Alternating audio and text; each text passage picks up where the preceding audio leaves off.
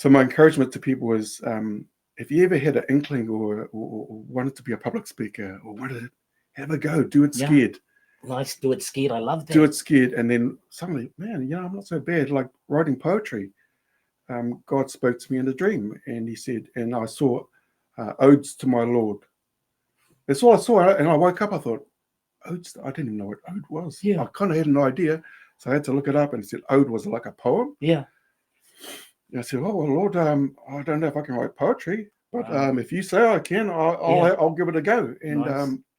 when I was in the Solomons, working in the Solomons, I penned 14 poems that night, straight off, not even thinking.